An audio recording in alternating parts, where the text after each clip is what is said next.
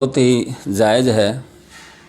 उनको अपना भविष्य की चिंता है, अपने आने वाली पीढ़ियों की चिंता है, क्योंकि भारत सरकार ने, मोदी जी की सरकार ने जो 3 कानून बनाए हैं वो पूरी तरह से किसानों के ख़िलाफ़ हैं। कॉरपोरेट जगत को, बड़े बड़े औद्योगिक घरानों को फ़ायदा पहुँचाने के लिए ये कानून बनाए गए हैं।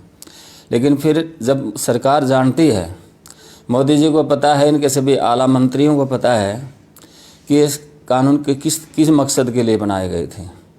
आपको पता है, जब ये कानून बनाए गए उससे पहले प्रेसिडेंशियल ऑर्डर 3 अध्यादेश लाए गए थे इन कानून के बारे में। जबकि जब अध्यादेश जो आता है वो किसी खास इमरजेंसी सिचुएशन के लिए, जब देश में कोई आर्थिक संकट आ गया हो, बाह्य कोई संकट हो, बाहर का हो, या कोई देश में कानूनी मशीनरी, संवैधानिक ढांचा डगमगा जाए, ऐसी हालातों में ऑर्डिनेंस ही जाते हैं। लेकिन इन तीनों कानूनों के लिए उन्होंने ऑर्डिनेंस लेकर आए और फिर जो है नहीं, बगैर चर्चा के, बगैर विपक्ष के जो उनको मौका दिए अपनी बात कहने का, और किसानों से के बगैर पूछे कानून बनाए गए हैं। अब देखो, इनकी, मैं कहता हूँ मुझे इस्तेमाल नहीं करना चाहिए शब्द, इनके दिमाग का दिवालिया निकल गया है। आज ये किसान पंचायत कर रहे हैं, आज ये किसान सम्मेलन कर रहे हैं, प्रेस कॉन्फ्रेंसेज बुला रहे हैं कि हम किसानों को समझाएंगे। अरे किसानों को आप क्या समझाएंगे? किसान खेती के बारे में, उसकी मार्केटिंग के बारे में किसान जितना जानता है, उसको आप क्या समझाएंगे? ये सारा बरगलाने की कोशिश कर रहे हैं। किसानों को आज 22 दिन दिल्ली बॉर्डर पर बैठे हुए हैं, बच्चे बैठे हैं, उनके महिलाएं बैठी हैं, पशु गाँव में जो प्यासे मर रहे हैं, भूखे मर रहे हैं, खेत उनके वापसी के इंतज़ार कर रहे हैं।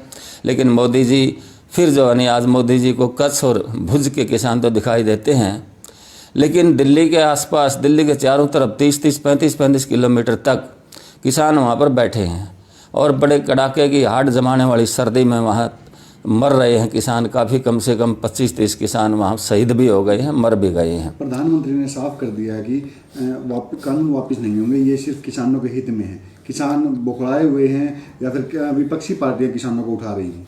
विपक्षी पार्टी किसानों का नहीं उठा रहे। विपक्ष को तो वो जो नहीं अपनी स्टेज पर आने का मौका ही नहीं देते, उनको इजाज़त नहीं देते। प्रधानमंत्री जी देश को गुमराह कर रहे हैं। प्रधानमंत्री जी को खुदा के अवतार हैं क्या? प्रधानमंत्री जी ने जो कह दिया, प्रधानमंत्री जी ने सौदाबाजी करी है। वहाँ के जो कॉरपोरेट्स हैं, अमानी है, अदानी है, रिलायंस है, इनको ये वादा कर चुके हैं, उस वायदे से मुकरना नहीं चाहते, उनको नाराज़ नहीं करना चाहते, किसान को मारना चाहते हैं, किसान को जो है लूटना चाहते हैं। आज सिर्फ एक एग्रीकल्चर सेक्टर ऐसा बचा हुआ था जो पूरी तरह से प्राइवेट हाथों में नहीं गया था। इन्होंने रेलवेज़ को प्राइवेट को दे रहे हैं, एयरवेज को प्राइवेट को दे रहे हैं, बड़े बड़े जो है बिजली के प्लांट वो प्राइवेट को दे रहे हैं। ये सारा सिस्टम जो है एक है पूरी तरह से पूंजीवादी व्यवस्था की तरफ मोड़ने का इनका दुस्साहस है, जबकि भारत का किसान ये बर्दाश्त नहीं करेगा।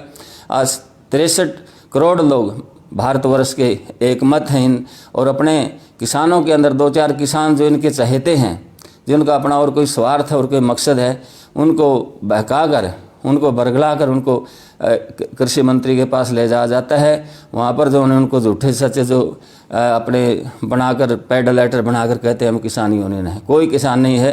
किसान एक संयुक्त किसान मोर्चा है जो वहाँ पर धरने पर बैठा हुआ है। जब तक ये तीनों कानून वापस नहीं लेंगे वो किसान वहाँ से नहीं उठेंगे। मुख्यमंत्री का भी बयान आया था कि ये तो खालिस्तानी है, हरियाणा किसान तो वहाँ है ही नहीं, ये तो बाहर से आए हुए किसान। मुख्यमंत्री जी ने पंजाब के किसानों के साथ समस्त भारत के किसानों को बहुत बड़ा दर्द दिया है। वो उनको मौका आने पर बताएंगे कि वो खालिस्तानी है या भारतवर्ष के किसान हैं। भारतवर्ष का किसान बहुत ही देशभगत है। वो अपनी सारी ज़िंदगी इस देश का पेट भरने में लगाता है। उस त्यागी पुरुष को, देशभगत जो समाज का तबका है, उसको खालिस्तानी बताना, उसको अल्ट्रा वायरस बताना, उसको माओवादी बताना, ये उनके दर्द को और ज़्यादा बढ़ाने वाली बात है, उनके जख्मों पर नमक लगाने वाली बात है। विधायक जी, आपको नहीं लगता जो अपने आप को देवीलाल का खून बताते थे, किसान हितैषी बताते थे, उप मुख्यमंत्री दुष्यंत चौटाला, तो उनको किसान का समर्थन नहीं करना चाहिए? किसान का समर्थन नहीं, उनको तो सरकार से समर्थन वापस लेना चाहिए और किसानों के साथ वहाँ पर जाकर बैठना चाहिए। उनके रगों में चौधरी देवीलाल का खून है। उन्हें सोचना चाहिए आज कि वो किस तरह, किसकी राजनीति, वहाँ किसानों ने उसको वहाँ पर भेजा था, किसानों ने उनको 10 सीट दी थी।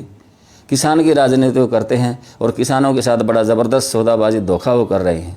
किसानों के हित में आना चाहिए, सच्ची बात कहनी चाहिए। एमएसपी की लड़ाई क्यों नहीं लड़ते? एमएसपी को कानूनी दर्जा क्यों नहीं दिलवाते? एमएसपी को जब तक कानूनी दर्जा नहीं दिया जाएगा, किसान का एक स्टैट्यूटरी राइट, एक नैतिक वो एक जो कानूनी अधिकार यह नहीं होगा, तब तो ये लूट जाएगा पूरी तरह से। जितने भी कॉन्ट्रैक्ट फार्मिंग आ रही है, दूसरे जो मार्केटिंग सिस्टम, जो पैरेलल मार्केट सिस्टम खोलने की बात कर रहे हैं, उसमें किसान पिट जाएगा। सरकार तो सर 15-20 दिन फसल खरीदती है, बाकी जो है 12 महीने तो फसल जो है प्राइवेट ही खरीदते हैं। दुष्यंत चौटाला ने कहा था कि एमएसपी पर नहीं खरीदे तो मैं इस्तीफा दे दूंगा, सबसे पहले मैं ही दूंगा इस्तीफा। आप एमएसपी को कानूनी दर्जा नहीं दे रहे। दुष्यंत चौटाला को पता नहीं है कि एमएसपी को अगर पुख्ता स्टेटस नहीं दिया जाएगा तो एमएसपी पिट जाएगा। एमएसपी जो है एमएसपी क्यों खरीदेंगे प्राइवेट ट्रेडर? जब तक कोई उनको एक कोग्निजेबल ऑफेंस नहीं बनाया जाता, एक स्टैट्यूटरी उसको स्टेटस नहीं दिया जाता, और ये जो कानून नहीं बनाया जाता कि एमएसपी से नीचे कोई भी खरीदेगा वो सजा का हकदार होगा, उनको सारी बातों में पता है।